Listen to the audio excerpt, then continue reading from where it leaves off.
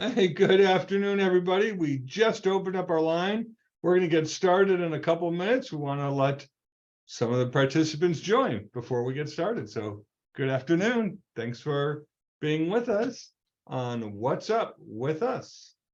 Yeah. Hi, Neil. I'm Michael. We have some special cases. Yeah, we got a full load today. We got even some are, I know the judges quite well, and I can figure out why they ruled as they did. Oh, okay, good. We always like that insight. Yeah. I know when I was doing this with Ashley, we're both transactional lawyers.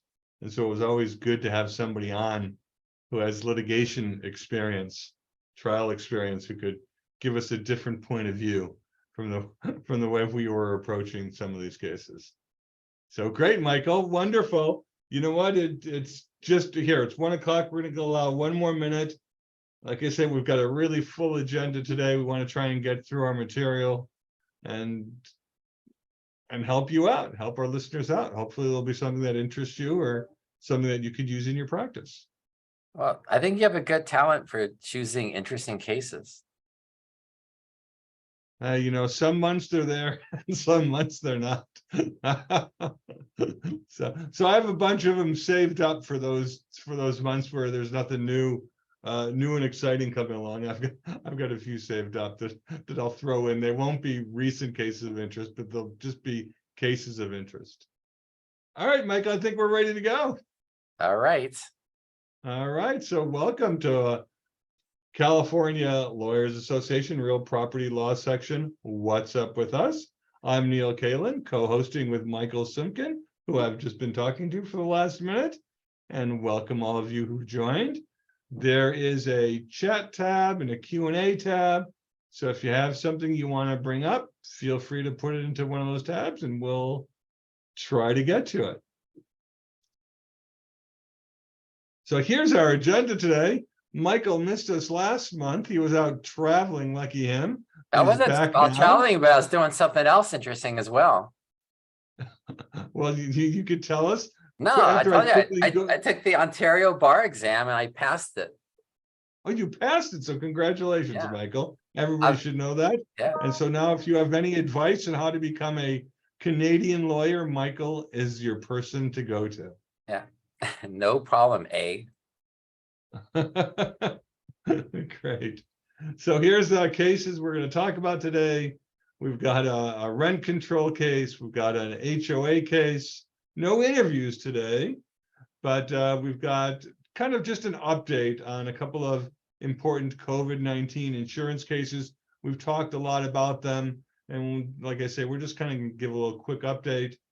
Then there's an interesting case that came out of the Ninth Circuit about Berkeley's attempt to essentially restrict gas appliances. We'll talk about that. A case versus bird rides, right? So that's kind of interesting because you see scooters all over the place. So figured that's going to be a real property issue. And you know what? I threw in one more case. I don't have it on here, but there's one more case I threw in at the last minute. So hopefully we'll have time for that. And we'll talk about some upcoming activities. And let's get going, Michael, okay? All right. Normally at this time, we kind of do something a little bit funny to keep us going. But you know what? No time for joking around today. We're going to get right into it. So let's talk about Roxbury Lane versus Harris. This is our first case. It's a rent control case. You can see it's the appellate division of the Superior Court coming out of the Los Angeles Superior Court. So even though these cases do not have a binding effect throughout the state, we know that they do have influence throughout the state. And so the reasoning might be applicable somewhere else. So we'll quickly talk about this one. What happens here? March 18th, the tenant gave a property manager 30-day notice. Nothing so unusual there. But then, of course, the tenant did not vacate after 30 days. So what did the property owner do? The plaintiff do? He sued the tenant, an unlawful detainer, to try to regain possession of the property. The tenant moved for summary judgment on the ground that the plaintiffs came was not an allowable reason to evict under the Los Angeles Rent Stabilization Ordinance. So glad Michael's here because he knows a lot more about local laws and local ordinances than I do, right? So I think we all know there's from 2019, there is the so-called Tenant Protection Act that established statewide, essentially statewide rent control and statewide eviction controls. Like I say, independent of what was going on at the local level. Local levels, of course, have been able to have in the past and continue to have the right to establish their own, eviction restriction controls. Here, the property owner said the tenant failed to move out after giving notice, and what happened? Again, they brought the motion. The tenant brought the motion saying that's not an allowable ground locally. The trial court granted the tenant's motion. The plaintiff appealed, arguing, well, that may be the case if this person in the property was a tenant, but this person was not a tenant. They're a tenant at sufferance, so they're not really a true tenant. And therefore, the LARSO really did not apply to the situation. What happened on appeal? The appellate court sort of went into a definition. What is, what might be what some might call a holdover tenant? Somebody holds over after the expired term or after they have given notice to leave, right? And the court said, well, they're not really a trespasser. They're a tenant at sufferance. The plaintiff really agreed with that. But under the Los Angeles ordinance, tenant at sufferance is not a defined term. Okay. But then the appellate court went on to say, appellate division of the Superior Court went on to say, it's not really the tenant's status as a tenant that defines an occupant's rights under Los Angeles rent control. It's whether the property itself is a covered property. Is it a rental unit? And there really was no argument on the part of the property owner about whether this particular unit is a rental unit or not. It certainly was a rental unit before the tenant gave their notice. And so then the court went on to say, well, we have to look there where the determining factor is the property itself, not the status of the occupant as a tenant or a tenant at sufferance. The plaintiff made another argument looking at the Code of Civil Procedure, right, permitting an eviction after a 30-day notice. And the court said, that's not really applicable. That's something that may be allowed, but it can be superseded by local law. And it was kind of interesting. One of the arguments the plaintiff made was, well, certainly the legislature, the city council, their intent was not to protect tenants who refuse to leave after giving a notice. And the appellate division said, well, that's not really an argument for us, plaintiff. That's an argument. Go to the city council and complain about that and see if they'll change the law. So that's kind of our decision here. Michael, tell us what you think about it and whether you think it might have applicability outside of Los Angeles. Okay, I think I actually might have limited applicability outside of Los Angeles, but I'm just gonna state how I interpret this and make a couple corrections or point things out. Okay. So what happened here is that appellate court, which is the appellate department of the Los Angeles Superior Court, they focused on the unit because they looked at the Los Angeles Rent Control Stabilization Ordinance and they said it really regulates units, and that's like the thrust as opposed to the occupants or the tenants. But a tenant at sufferance is a tenant, and this is something that's fairly common, and it's really important that people understand this concept. A tenant at sufferance, or even a tenancy at will, has the word tenant. Okay, I think of those 5 sticks of real property law that you learn in law school, but they're a tenant, and this is where it comes up in Los Angeles decisions, or probably other places with a similar ordinance. The Los Angeles ordinance, the way they define it is essentially anybody in lawful possession of a rental unit is considered a tenant. And so the thought process here is that the appellate court said the city of Los Angeles decided to give a substantive right, not a procedural right, but substantive under that, Birkenfeld case, which is from a while ago, that allows cities to change substantive laws, but they can't impose procedural hurdles to say to do an eviction. So the Los Angeles City Council said, we're going to regulate rental units as defined under the code. Rental units is essentially 2 or more dwelling units located on one lot. That's the essence. Now, January 27th, 2023, that definition has expanded.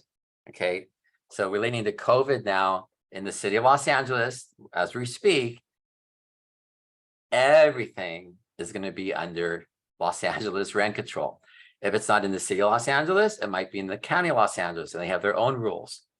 But pretty much today, for example, a single family home is going to be under a type of rent control protection. Okay, but now we're going to go forward to this case or move on with this case. So what they said is, for the broad definition of what the city council gave as to a tenant in the rent control ordinance, then a tenant at sufferance, like a tenant at will, is included. So that's how the tenant gets in there. But they focus on about the rental unit. That's still the rental unit. That's how they kept thinking about it. So now this is where it gets kind of weird. So the Los Angeles rent control said, I think it's LA Municipal Code 151.02, when they defined the tenant as basically including any other person entitled to use or occupy a rental unit, any other person. So they go through the list: tenant, comma, subtenant, comma, lessee, comma, sublessee, or any other person entitled to use it.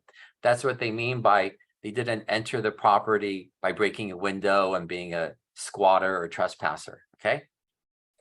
Now, the next part is where it starts to get really troubling. If you get to like the focus here, if this was for example, someone let their relative or a friend live someplace and they were there for, say, 8 months, even if they're free, to me, under the current law, you're going to have to find a legal way to terminate their at-will tenancy. But in this case, they had a tenant who lived there, paid rent, normal way, and then he said, I'm leaving. I'm going to give you my written 30-day notice that I'm leaving. All of a sudden, the landlord's trying to evict this guy, and they're saying, you can't, because in the LA rent control ordinance, where they define the lawful grounds for eviction, such as a failure to pay rent, unlawful subtenant, breach, like having a pet. There's exceptions because of COVID now for all these things, causing a nuisance, whatever. You can't do the eviction because it doesn't have that enumerated ground. But we do have the Code of Civil Procedure on this, and we have a lot of case law. For example, there's a case, I give you guys the site. It's called Devonshire versus Langstaff. So Devonshire, DEVONSHIRE versus Langstaff, LANGSTAFF. Old case, 1935, 10 Cal App 2nd 369. This is a case that says when a valid notice to quit is given by a landlord or a tenant, they're entitled to count upon it, and it cannot be withdrawn without the consent of both parties. There are newer cases that rely upon that. A newer case, for example, is called North 7th Street Associates versus Constante. That's a 2001 case, and that's 92 Cal App 4th Sup at page 7. And then that also says you cannot amend, add, or change a 30-day notice after it's been given. So what's the landlord supposed to do? The tenant gave a notice to leave, they change their mind, they're not leaving. The landlord wants them to rely upon that like they could since, say, 1935. This is where I think is a problem here. And apparently, Neil, you pointed out there's a footnote, and that footnote kind of refers to this issue. And the city didn't want to address it. So I think this is a terrible case. I mean, this is just, it's an incompletely reasoned case.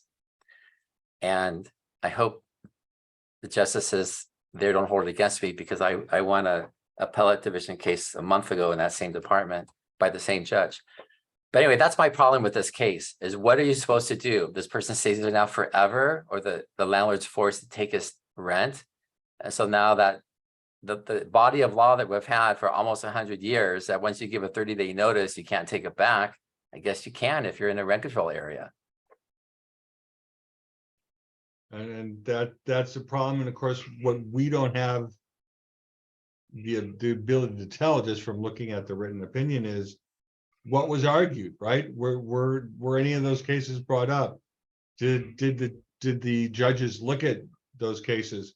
Was it an issue that was raised during the course of the appeal of the Superior Court decision? And we don't know. Usually my intuition is that the appellate division will only publish an opinion if they are consistently getting this issue brought before them, or brought before the Superior Court. If this issue is constantly coming up before the Superior Court and they want to provide guidance to the Superior Court in their jurisdiction. So I'm guessing this is happening a lot, and this is the direction the appellate division wants Los Angeles to go. Whether others will follow, we'll have to see.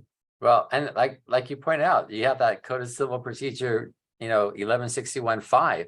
It's designed to permit an eviction after the tenant gives a 30-day notice. What I can do is, the lawyer for the landlord in this case is Alan King. He's an eviction lawyer who I personally know. He's been doing evictions for 40 years, probably, maybe longer, and thousands of evictions. So he should know. I'm going to give him a call later. Great idea. You can give us an update when you come back. You're going to be attending your daughter's graduation next month, but when you come back in August, you can give us an update. How's that, Michael? Oh, I could do it. Are we going to have one in July? Oh yeah, that's right. We'll have one in July. You could give us that then. Okay, perfect. Well, let's move on, Michael, and you're going to tell us about Rivers Side at Washington Square HOA versus Superior Court. All right. So this Riverside, another interesting case. I was trying to figure out what was going on behind the scenes. Like most appellate cases, facts are always important, with someone being nasty, someone not listening, someone trying to take advantage. Even appellate justices, they're concerned about the facts. So this is a case that seems to be a construction defect case, but it's really a civil procedure case about standing. And what happened is the HOA sued vendors that apparently didn't build the property correctly, or did renovations that caused damages. And there was a partial settlement and an assignment of some rights happened. But when the case was filed against the builder, the developer, they used the Right to Repair Act. And that's the Civil Code 943. And they were trying to limit the types of claims an HOA can assert. And they're trying to limit it to be the HOA can only assert, common area type of claims. But the HOA had in their complaint asserted common area claims, plus they were assigned claims too by the individual homeowners. And what I don't understand is the trial court seemed to take some care to read what's going through, and as far as the cases and what applies or doesn't apply on the standing, but they completely ignored the fact that the plaintiff HOA did plead that it had common area complaints, and they dismissed the case. So the court went through everything to try to figure out how they're standing. And I kind of like the analysis, because there are different ways to get standing. In every case, there's always more than one way. And the appellate court spent a lot of time to go through and analyze the code sections that could give standing, including the basic one, CCP 382. And I like how they came up and they said, if you look at the law, an HOA not only has standing under that Right to Repair Act, but they also have general standing to bring actions for, say, breach of contract or fraud, or other claims under CCP 382, which is kind of like a class action type of, code section that you have standing under that. And they cited some specific cases that involve other HOAs, and they said it applies. I kind of don't get why the trial court actually read some of the same cases that the appellate court discussed, like this Ravens Cove Townhomes case from 1981 that also dealt with Right to Repair Act and other things too. Whatever. I also didn't understand the other procedural issue was about amendment of the pleading. The trial court didn't seem to want to let the HOA amend their complaint, falsely believing what the defendant was asserting, that if there was an amendment to the pleading and the HOA could say allege the claims of the individual property owners, that it wouldn't relate back to the date of the original filing. And the trial court believed the defense that statute of limitations expired and can't get around it. To me, that's like kind of really basic, as far as like leave to amend issues. So I like that.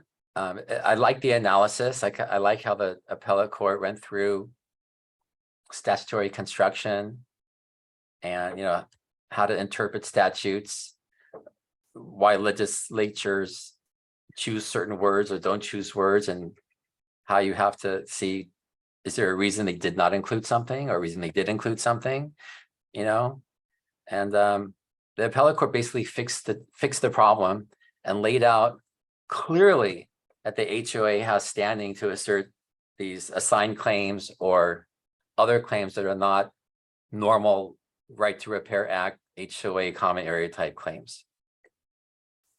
And Michael, this case was just perfect for you, because I'm going to hark back now 30 plus years to when I was in law school. And the two worst grades I had in law school were civil procedure and criminal procedure.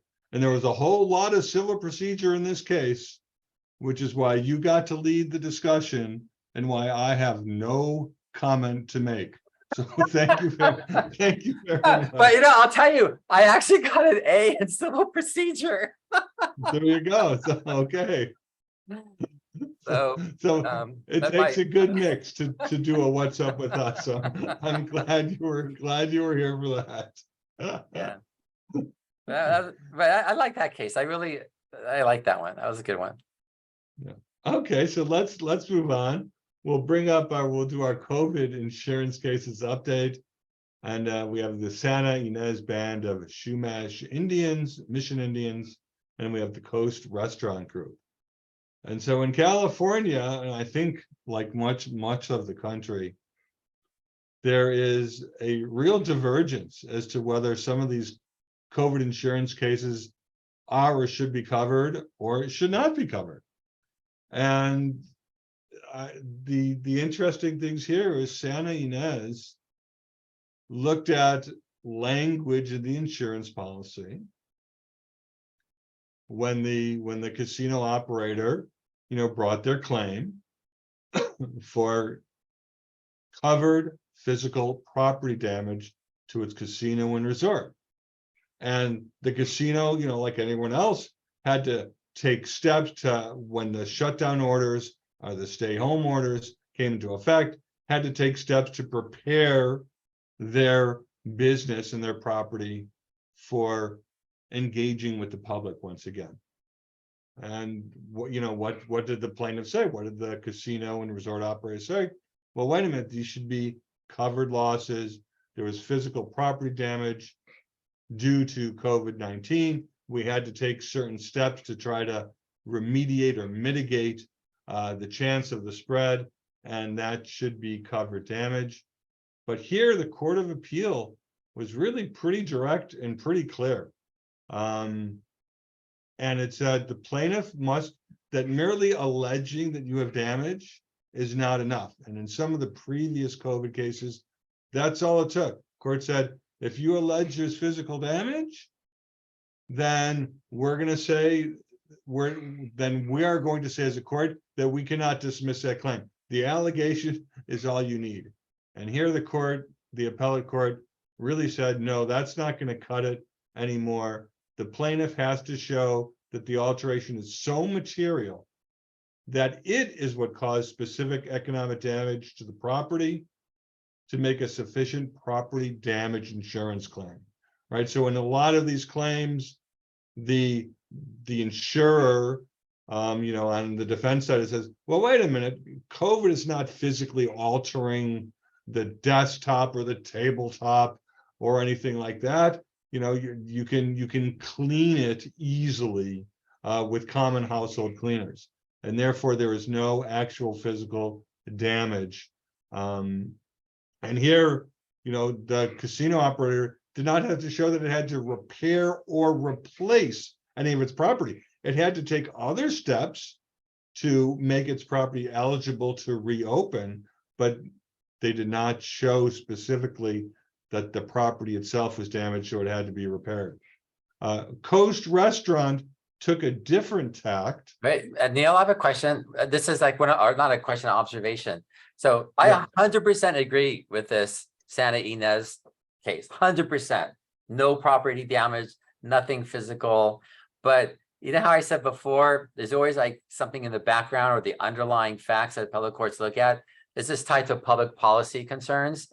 Could you imagine how many millions of dollars this casino would say they lost in business for being closed? Their claim would be, well, tens of millions of dollars for sure. I don't know how much they make, but easily tens of millions of dollars of lost business. And that's why the insurance company wasn't going to give in. And I think that's the public policy behind the silent public policy behind the Court of Appeal. Also why they're denying this claim. Well, of course, the insurers are denying or have been denying almost all of these claims, as we could see from the plethora of cases that have been making their way through the courts. There was another case earlier that was decided where the insured who had to close down a hotel said they were damaged.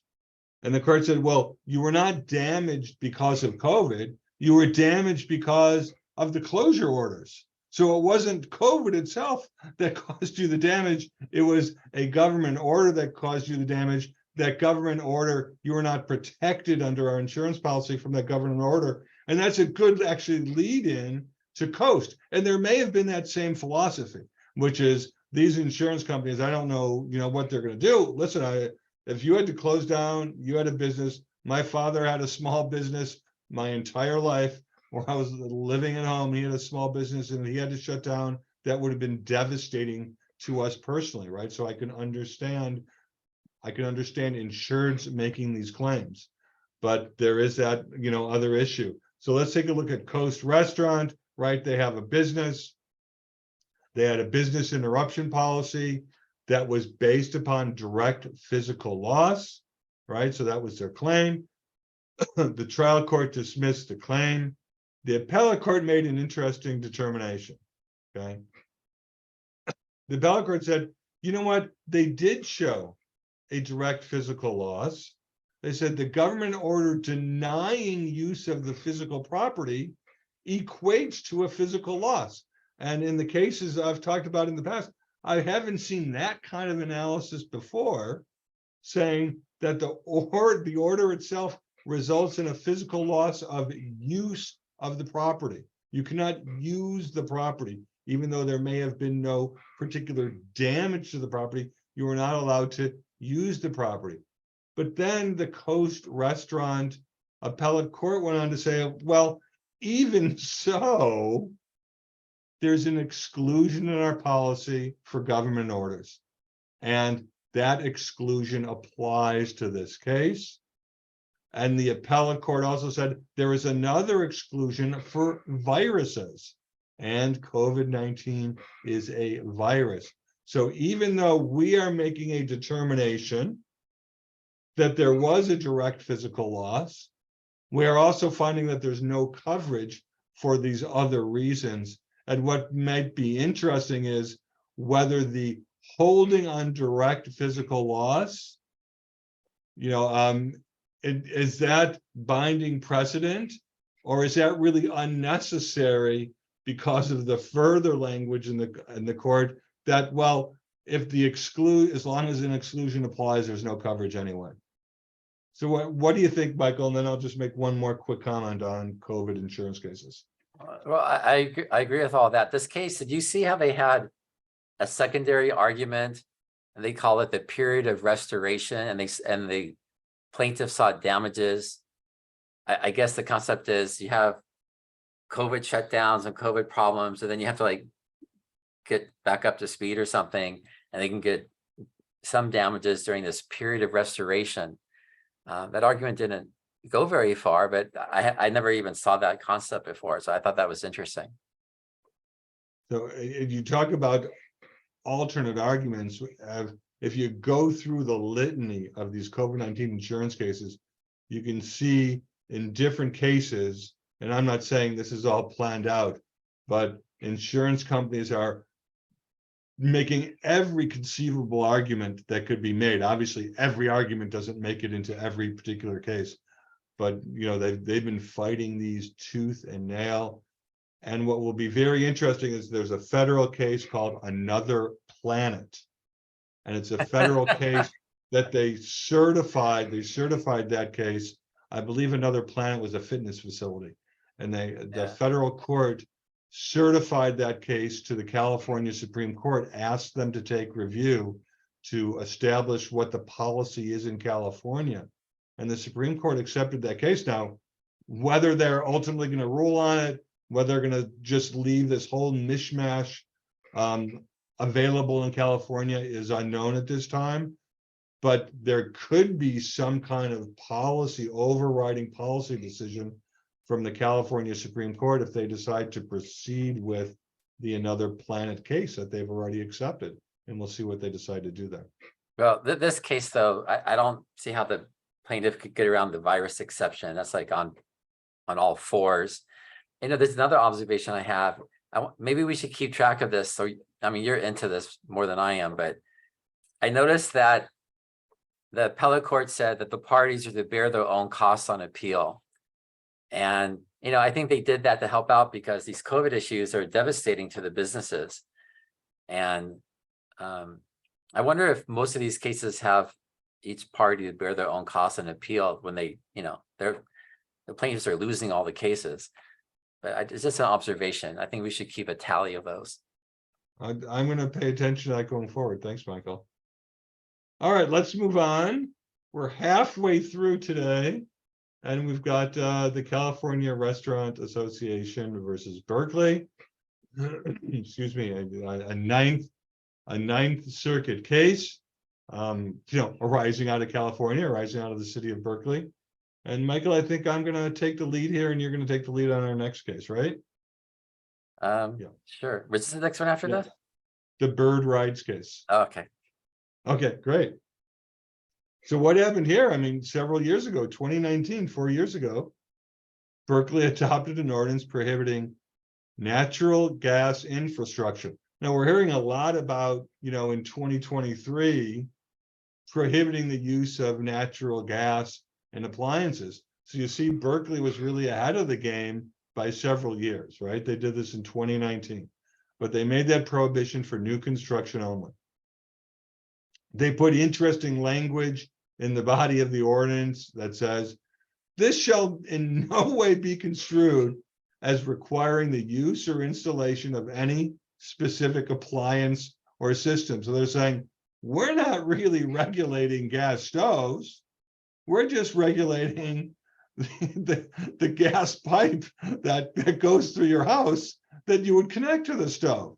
And you'd have to think that they were aware of this federal act that I had never heard of until reading this case, the Energy Policy and Conservation Act, right? Because they're saying we're not regulating the stoves themselves. we're just regulating the use of, we're just really regulating the right for the gas to get to your property or to get from your property to the appliance itself. So what was Berkeley saying? Yeah, you can have a gas stove. We're not stopping you from having a gas stove in new construction. And builder, go ahead, put all the gas stoves and all the gas appliances you want. You just can't connect them. So I'm sure I'm sure your buyers will be really happy to have completely useless appliances, in the properties that you're building with this new construction.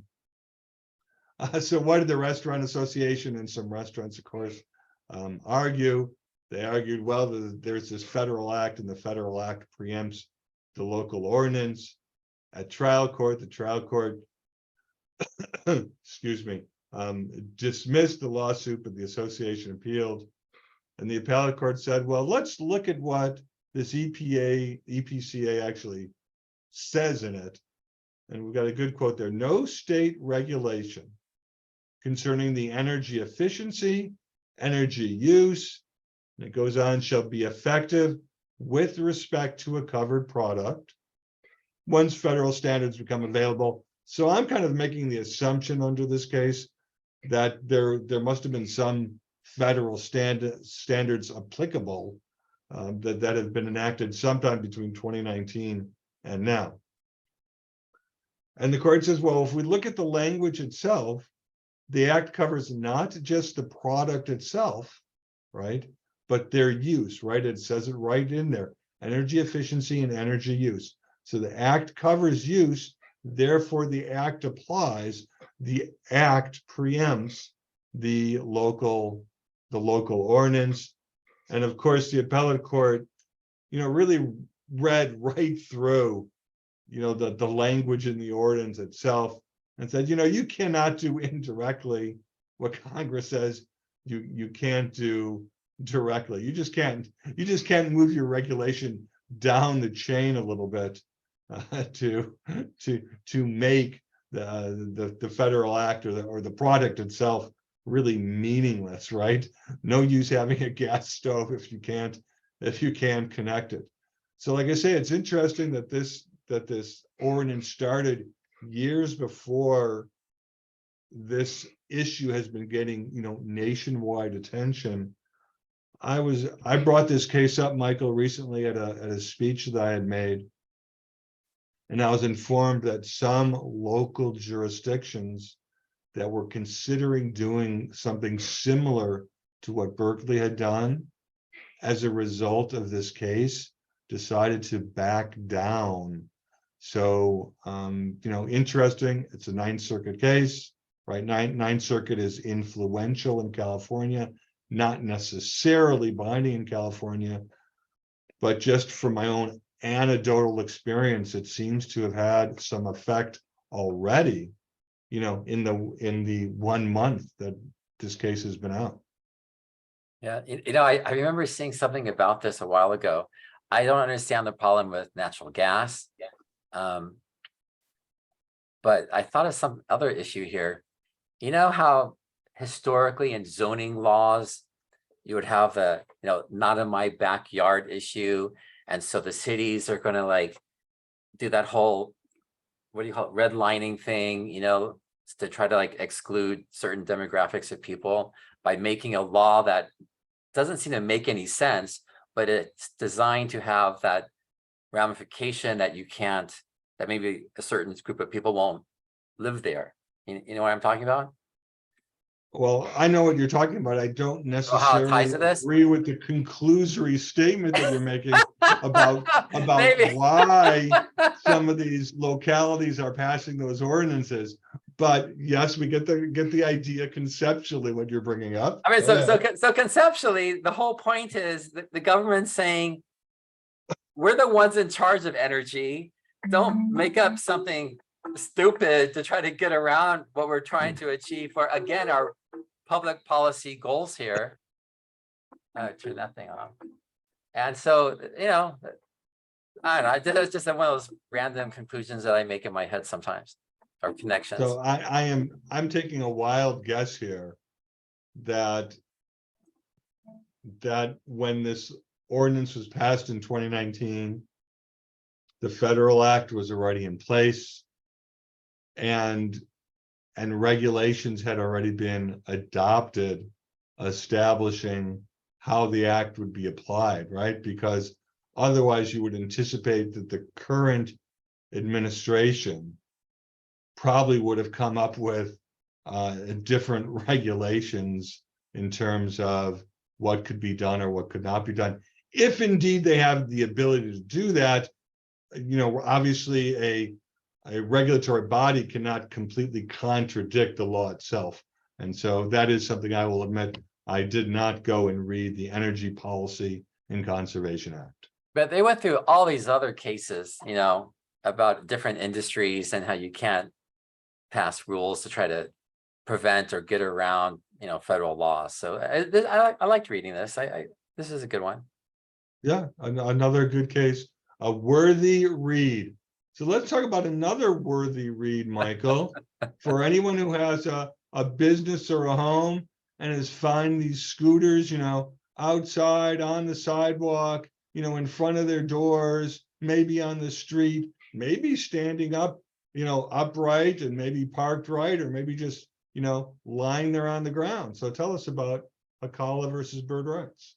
Yeah. So look, I hate these little bird things because they're all over. It doesn't matter where you are. I mean, it's just laying on the sidewalk everywhere. And I've seen them. After you had me read this case, I was thinking, should I keep a log? Because I was walking by one of these things and I go, I know it's been here for at least a few days, you know, like how long is it going to be there for? But this bird case, it was in Santa Monica. And actually the judge the trial court judge, Mark Epstein, he's a civil business law background, and he's a good judge. He's one of these judges that when you have a hearing, like I've had Demers, for example, I think he'll spend a half an hour discussing it, and he's smart. He's like zooms right in on it. So I've always been impressed with him. But he sustained the demur without leave to amend to this claim by a woman who was walking in the early evening, and there's a bird scooter on the floor with its back wheel sticking out a little bit, and she tripped and she apparently seriously injured herself. And so she brought this action. And Michael, Yes. before you go on, just for those who haven't read it, the scooter was mostly behind some garbage cans. So it wasn't like you saw the whole scooter if you were walking along, like the wheel and maybe a small part of it was sticking out into the walking area. Correct. Behind the trash can. The other thing that was interesting, I mean, I know plaintiff lawyers do this all the time. They added like the husband as a plaintiff for loss of consortium and, you know, a bunch of stuff like that. Although, whatever, I'm not a plaintiff's lawyer, but this lady tripped and they don't describe her injuries, but they said she was seriously injured. Well, this is what this case is all about. The issue here is basically government immunity, because while the plaintiff sued the bird ride company, also sued the city or the entity in the city that would be in charge of this, because the city issued a permit to the bird company to have these, they call them dockless scooters, I guess. So this case is about whether or not the city has immunity under the Government Claims Act, okay, and how they have to go about enforcing a permit, or do they not have to go about enforcing a permit? And so the court, when they did its analysis, it essentially said that the city's alleged failure to remove the improperly parked scooter is not a physical deficiency in public property. Kind of like insurance, you need to have something physically destroyed or physically damaged. So they said the city's not liable. It's not like the city had a bus bench with a broken leg that you sit on it and you fall down, you injure yourself. You know, this is something different. So they said that the city, the plaintiff came up with some different creative ideas to hold the city liable, saying that maybe the city should have created special scooter parking areas with sidewalk markings, so you know something might be sticking out, even though in this case it was kind of like hidden. But they said no. They said you need a special relationship to impose a duty. There wasn't the special relationship. It's third-party negligence. Nobody knows, like, who is the rider that dropped a scooter off and like partially hit it. It's like nobody knows. So they said that the city is not going to have liability there. However, interestingly, they did say that the bird company has a general duty to use ordinary care in the management of its property. So this opens up bird to liability. There's some limits to that too, but the bird company has a general duty of care here. And the I'm dissent. going to switch to your next slide, Michael, that talks a little bit about that. Okay, so this general duty of care is kind of an interesting one because it's I see how you have to analyze it, but they couldn't hold the city, for example, liable for that because there's no public policy to, hold the city to a general duty of care in the world. But and they also found that a private action for public nuisance could exist for the plaintiff. So so maybe this is a public policy too. Government's off the hook, but if you're in this business, you better have some system for how to take care of your property. And they talked about that a little bit here. So, right, let me take a look here. I'm curious. So, here. Michael, while you're looking something up, I'll just mention a few things here. Right. So there was, as part of the agreement to allow these bird rides, Bird had to agree to certain things. So they had to agree, I think, to remove or properly place a scooter within 2 hours of being notified that it was improperly parked. They had to do certain things during a certain period during what I would say, daylight hours or dawn to dusk hours, and then they had some other rules at nighttime. And they had to have a tracking device so they know where their scooters are at all time.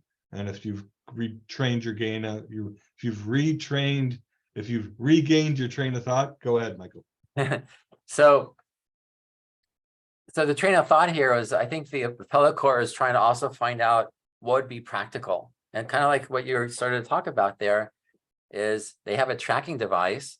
So if you're going to properly manage your property, that's a requirement, for your general duty of care, or maybe don't want to create a public nuisance under Civil Code 3479, then use your tracker that probably shows inactivity. Maybe even has, I don't know if it has it or not, but maybe something that shows like it's laying down if the bike's like flat, and then send out a signal and say, there's been an inactive scooter here, charge the battery, pick it up, do whatever you're going to do with it. And that's what I think this court wants Bird to do, is to take that burden of care to improve, how it takes care of these things. At the same time, the appellate court mentioned, especially in Justice Lavin's dissent, Justice Lavin, another judge that I had trials with when he was a trial judge, would always zoom in, common sense, would write beautifully if he wrote something out as far as an opinion. Even has some great appellate court opinions too. But he said you can't have a burden like it's on the sidewalk for 5 minutes or even 1 hour or 2 hours. That doesn't make sense. But you got to do something, so people don't get injured. So I kind of like this case. And people that live in an urban area in Los Angeles, maybe not San Francisco, but in Los Angeles, these birds to me are a nuisance. and they're everywhere. When we were actually going to an office, and I would take the metro and to work, and I'd get off and I'd have to walk, maybe half a mile, not quite half a mile. And by every metro station, they're everywhere. And sometimes they were in one spot. Sometimes they're just all over the place. So to me, what makes this case really interesting is the fact that there's a dissent, Always love cases with that have a dissent if you want an interesting discussion. Justice Lavin kind of threw out the public policy of, well, these scooters are providing a benefit.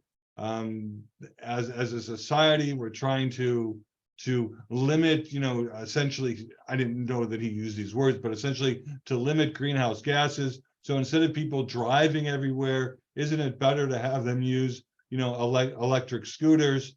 And so that needs to be taken into consideration. But of course, that consideration needs to be balanced against the potential harm. And it seems to me that whether it's Bird or whether it's one of the other companies, that the business model has to acknowledge that everyone who uses these scooters are not going to leave them upright, and everyone who uses these scooters is not going to leave them in a place that would avoid harm to users of the sidewalk. And that's just something that's going to have to be considered. And I would expect that these companies are either going to have to insure around it or price their rides accordingly to take into account that there's going to be injuries as a result of scooters that are left. And my public policy comment on this case is this is an example where I love what the plaintiff did. And this is what plaintiffs' lawyers do in personal injury cases. They use the judicial process to get businesses to change dangerous procedures or improve their products to have less injuries or prevent injuries. And that's what's happening here. The court is saying, okay, Bird, you got to get your act together, find a technological solution or do something, get your act together so people don't trip over these things. You can't control it. You can't control it, maybe every few seconds, but find a system to do it so people aren't injured. So this is actually a very good example of how plaintiff attorneys help people. I agree with you there. All right, well, let's go through our last case, go through it kind of quickly. It's similar to some other cases we've discussed here on What's Up. This Rusimovich case, it's another personal injury case arising out of a property. The tenant comes home after going to a bar with his roommate when they both realized, oops, we left our keys inside. So apparently they had enough wherewithal to call their third roommate, but the third roommate either wasn't home or wasn't answering or something. So then they had the wherewithal, hey, let's call the off-site property manager to see if we can get access to our apartment. And apparently there was no answer from the off-site property manager. So what did these presumably at least somewhat inebriated tenants do, assuming that they were out at the bar and probably drinking until 1:30 a.m. What would you decide to do? Gosh, your roommate's not answering, the off-site property manager is not answering. What would you do? Well, they decided, I know what we'll do. There's a stairway that leads to the roof. We're on the top floor of the building, so why don't we go climb onto the roof, hang over the ledge, and swing ourselves onto the balcony. And then we could just open the balcony door. Maybe it was already left open, I don't know. So, that's the third thing. First thing, call your roommate. Second thing, call the property management company. Third thing, climb up on the roof, pretend you're Tom Cruise in Mission Impossible, Or Spider-Man. Or Spider-Man, and swing yourself, into your balcony. Of course, we all know how that ended. It ended very badly. The tenant who did this apparently must have hit the ledge and then instead of falling forward into the balcony, fell backwards and of course was seriously injured. Filed a claim against the property owner at the management company, said they had all these duties to, including the duty to warn, prevent, or restrict access to the roof, to have an on-site manager. We're not told how many units there are in this building. We're told it's 4 stories, but we don't know how many units. There is a regulation in California that requires an on-site manager if there's 16 or more units, but we have no idea. And they said, you need to have a 24-hour emergency number. I'm thinking, is it an emergency that you locked your keys inside your house? Is that really an emergency? Even if they had a 24-hour emergency number, is that an emergency that you locked your keys in your house? I don't know. I'm suspicious about that. But anyways, that was the plaintiff's claim. The property owner filed a motion for summary judgment. The trial court said, no, tenant, you did not establish a triable issue because there was no foreseeability that you would have taken the action that you did, one, and two, that your own actions were a intervening, superseding act. Went up to the appellate court reversed. The appellate court said, well, let's look at the basic, what does negligence say? You have a duty, breach, causation, and damages. Well, there's no question about damages.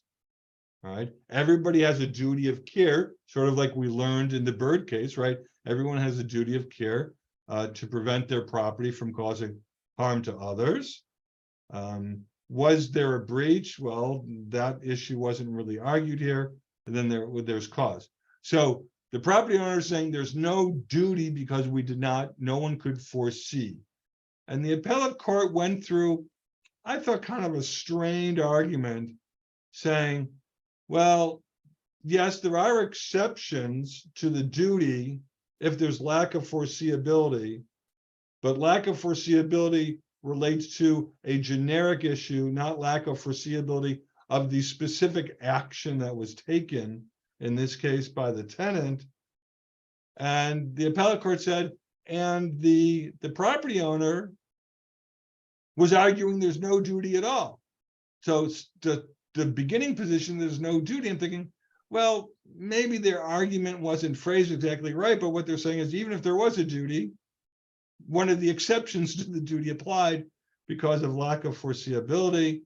The property owner argued two cases that were recently decided, one just last year that I thought was pretty darn similar to this case, where you had a drunken stone tenant who wound up going onto the roof when he came home on after a New Year's Eve party and fell, and of course can't remember if he was seriously injured or if that tenant died. I don't remember that case. But again, accessed roof. The 726 Hudson here said there was no evidence that anybody had accessed the roof before. There was no evidence that it was foreseeable that somebody would be going on the roof and doing this. But the appellate court really would have none of it. And the appellate court said, no, sorry, there's a duty, and to look at proximate cause, we don't look at the specific actions that were done. Again, I just put down there for my own purposes. The court said, Hudson, you didn't give us any other alternatives that the tenant could have taken. And I'm just thinking to myself, do you really have to say what the alternatives are, right? I mean, just in 2 minutes, I came up with alternatives. Sleep in the hallway, call a friend, call your mommy to come pick you up, rent a hotel room, break down the door. Go back to the bar. Go back to the bar, right? Call a locksmith. 30 seconds, I can come up with a whole list. And they're saying, well, you didn't plead any of those things, so that's your tough luck. Michael, before we go, what do you have to say? So I'm gonna give you my quick litigator's analysis, okay, of these cases. So the first thing is the summary judgment motion. So the courts are always with the public policy to let you have your day in court, have your trial. So this is why demurs and summary judgment motions are really your problem, unless the other side really admits to something or statute of limitations that's undisputed. Okay, so I can see that.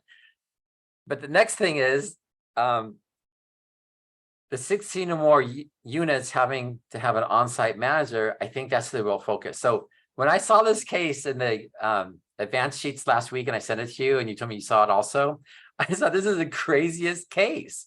Okay, but I could see, they didn't have a manager, and a manager is supposed to be somebody on site. Do they have to be there 24 hours? No, that's not going to be the requirement. But having the phone number to call, yeah. Would that phone number have changed the outcome? Probably not, because maybe no one's going to pick up at 1:30 a.m. But I think they focus upon that to show the triable issue of fact. And I think that's what's happened in this case.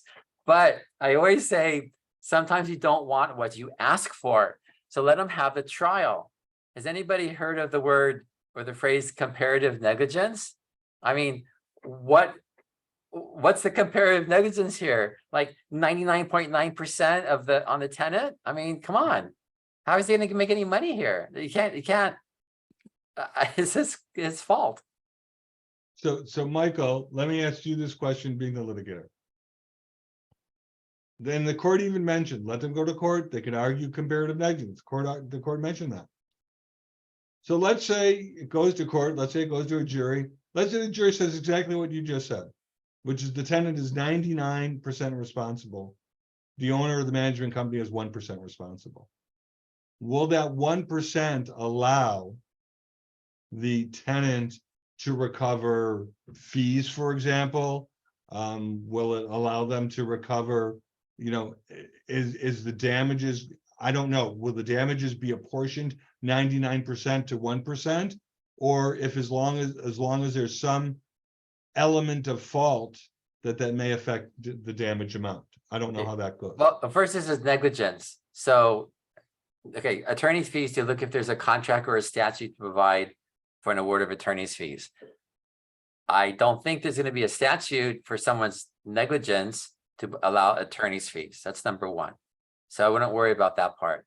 Court costs, Okay. yes. And then what they do their like offers a compromise. So the defense is going to say whatever they feel like it. We offered a compromise. We'll pay you $25,000, $50,000. I can see the insurance company without a doubt offering an offer to compromise for $50,000, $75,000. I mean, it's the cost of defense no matter what. And will this guy win, net $75,000? I don't think so. Also, I don't even know what his damages are. This sounds bad, but observing in the newspaper, it's always the drunk driver killed 3 people in the car. Drunk driver walks out of the car unscratched. I don't know what it is, but I guess they're relaxed being drunk. And I mean, I don't know what this guy was actually doing, but probably something was going on. I don't see attorney's fees a problem. Cost will probably not be a problem. Yeah. I think it's a case that I don't see the plaintiff taking it to trial because of the comparative negligence. It's just not worth it. There's no sympathy. I mean, there's no sympathy to this plaintiff. So I don't see it going very far, and we could probably call the defense counsel or the plaintiff's lawyer and find out if it's settled quickly. Probably did. So, and again, here we had the court use those magic words that we've heard in previous cases. You mentioned it in the bird right. The tenant was seriously injured, without describing what those serious injuries are. All right, Michael. Well, let's end our day here. Right, we're right up against our timeline. Some interesting webinars. We have a great webinar master at the Real Property section, Marty Triano. He really is making sure that there's webinars almost every month from the Real Property section. See a lot of really good ones coming up for the next 4 months. For those of you who are in the San Diego area and you like to party, guess what? Real Property section is returning. It's what's called Hot August Nights. Used to be called, I think, Summer Soiree. It's at the Loma Club in San Diego. I don't think the date has been formally decided, but it's going to be sometime in August. So we'd love August to have 16th. you there. August 16th. Yeah. Oh, okay. Thank you, Michael. And that's well, it. I had a little bird told me. Oh, okay. Great. Oh, there we go. Nicole. Thank you, Nicole. Sorry, I didn't look at that. So August 16th, anybody who's in the San Diego area, make it down. I've been to that event in the past, and it's just a lot of fun.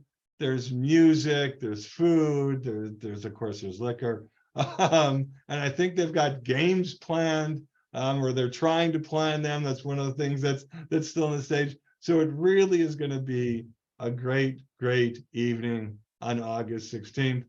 Bye, everybody. Michael, I won't see you in June, but I'll see you again in July.